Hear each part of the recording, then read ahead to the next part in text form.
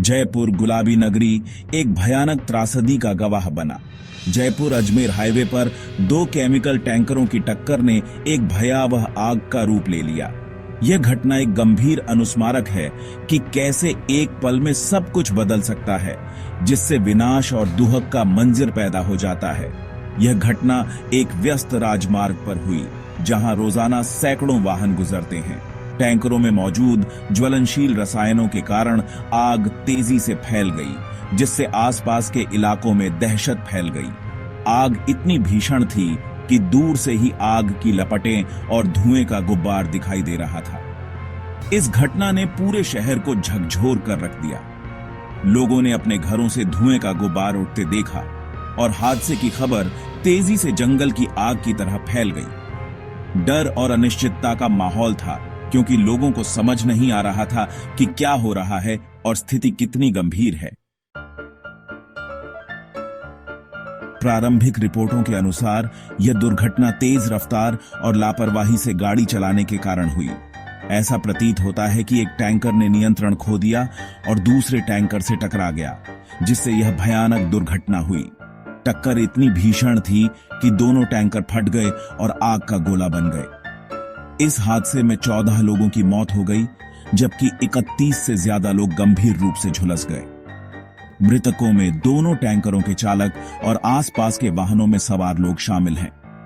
घायलों को तुरंत पास के अस्पतालों में भर्ती कराया गया, जहां उनका इलाज चल रहा है। इस घटना का तत्काल प्रभाव भयावह था।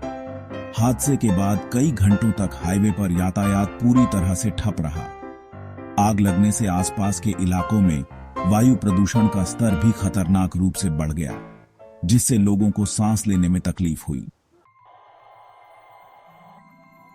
इस भयावह हादसे के बाद दमकल और बचाव दल तुरंत घटनास्थल पर पहुंचे। आग पर काबू पाने और फंसे हुए लोगों को बचाने के लिए उन्होंने अथक प्रयास किए। दमकल कर्मियों को आग की विकराल लपटों और तेज गर्मी का सामना करना पड़ा, लेकिन उन्होंने हिम्मत नहीं हारी। घायलों को अस्पताल पहुंचाने और प्रभावितों को सहायता प्रदान करने के लिए एम्बुलेंस और बचाव वाहनों को तुरंत तैनात किया गया। स्वयंसेवक भी आगे आए और राहत और बचाव कार्यों में मदद की। हालांकि आग पर काबू पाने में दमकल कर्मियों को काफी मशक्कत करनी पड़ी। केमिकल टैंकरों में मौजूद ज्वलनशील रसायनों ने आग बुझाने के प्रयासों में बाधा डाली। आग को पूरी तरह से बुझाने में कई घंटों का समय लगा। Section 4, a wake up call, examining safety standards and preparedness. यह दर्दनाक घटना सुरक्षा मानकों और आपातकालीन सेवाओं की तत्परता पर गंभीर सवाल खड़े करती है।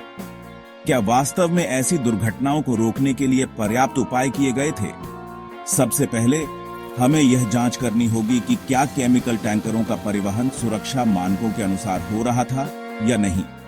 क्या चालकों को खतरनाक सामग्री के परिवहन के लिए उचित प्रशिक्षण दिया गया था? क्या वाहनों की नियमित जांच और रखरखाव किया जाता था?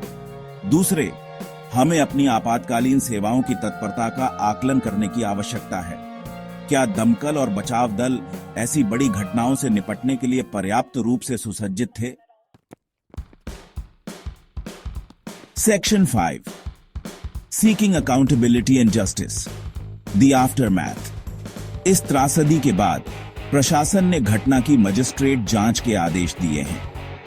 जांच का उद्देश्य दुर्घटना के कारणों का पता लगाना और यह सुनिश्चित करना है कि भविष्य में ऐसी घटनाएं न हों। इसके साथ ही सरकार ने पीड़ितों के परिवारों को वित्तीय सहायता का ऐलान किया है। घायलों के इलाज का सारा खर्च सरकार उठाएगी। हालांकि यह दुखद सच्चाई है कि किसी भी मुआवजे से उन लोगों के जीवन की भरपाई नहीं हो सकती जिन्होंने अपनों को खोया है। यह घटना हमें याद दिलाती है कि मानव जीवन अनमोल है और हमें उसकी रक्षा के लिए हर संभव प्रयास करना चाहिए। Section 6, preventing future tragedies, a call for action. यह घटना एक वेकअप कॉल है। हमें सड़क सुरक्षा को प्राथमिकता देने और यह सुनिश्चित करने की आवश्यकता है कि सभी सुरक्षा नियमों का पालन किया जाए।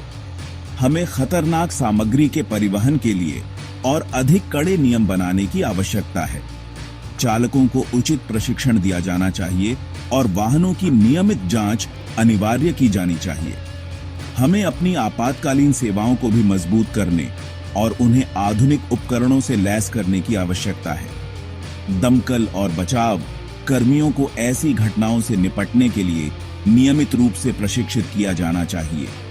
यह सुनिश्चित करना हमारी सामूहिक जिम्मेदारी है कि भविष्य में ऐसी त्रासदियों को रोका जाए। आइए हम सड़क सुरक्षा के प्रति जागरूकता फैलाने और एक सुरक्षित समाज के निर्माण के लिए मिलकर काम करें।